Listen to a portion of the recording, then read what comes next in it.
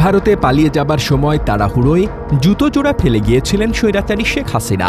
প্রশ্ন হচ্ছে, সেই স্বৈরাচারী জুতো পায়ে দিয়ে বাংলাদেশে কোনো গণতান্ত্রিক সরকারের পক্ষে কি পথ চলা সম্ভব? সেই অসম্ভব চেষ্টাটা চলছে বলে অভিযোগ এনে পদত্যাগ করেছেন মানবাধিকার কমিশনের সকল সদস্য। বিরোধী দলের আপত্তি নাকচ করে জাতীয় সংসদে জাতীয় মানবাধিকার কমিশন বিল কণ্ঠ ভোটে পাস হয়। এর ফলে পুনর্বহাল হয় শেখ হাসিনা সরকারের তৈরি 2009 সালের পুরনো আইন। এই পরিস্থিতি নিয়ে গুরুতর উদ্বেগ প্রকাশ করেছেন জাতীয় মানবাধিকার কমিশনের সব সদস্য।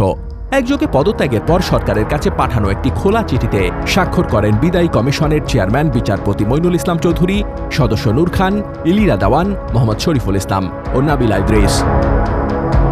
ওই চিঠিতে তারা দাবি করেছেন, অধ্যাদেশগুলো বাতিলের পক্ষে যুক্তি হিসেবে সংসদে বেশ কিছু ভুল তথ্য উপস্থাপন করা হয়েছে। যেমন, সংসদে বলা হয়েছে গুমের সাজা মাত্র 10 বছর, যা ভুক্তভোগীদের জন্য অবিচার। বাস্তবে গুম অধ্যাদেশে অপরাধের মাত্রাভেদে সর্বোচ্চ সাজা মৃত্যুদণ্ড প্রস্তাব করা হয়েছিল। সংসদে বলা হয়েছে অধ্যাদেশে তদন্তের সময়সীমা নেই, জরিমানা নির্ধারণের ও আদায়ের উপায় নেই।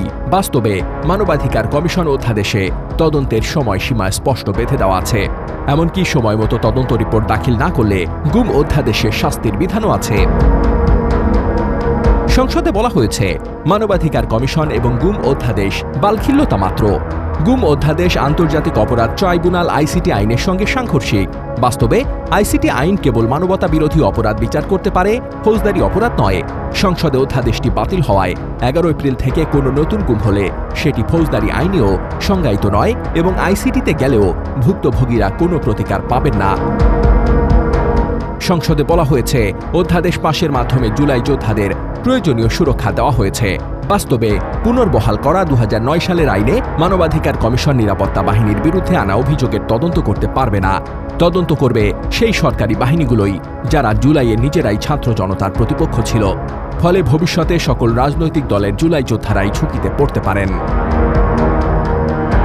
সংসদে বলা হয়েছে কমিশন তদন্ত করে আবার নিজেই বাদী হয়ে মামলা করা পক্ষপাতমূলক। বাস্তবে প্রশ্ন হচ্ছে, তদন্তকারী পুলিশ নিয়মিত বাদী হয়ে মামলা করতে পারলে কমিশন কেন তা পারবে না?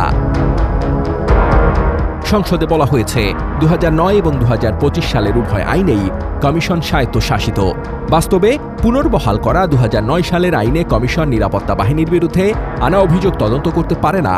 পদত্যাগী সদস্যরা বলছেন, সংসদে কণ্ঠ ভোটে পাশ হওয়া এই আইনে মানবাধিকার কমিশন কার্যত নখ দাঁতহীন হয়ে পড়বে।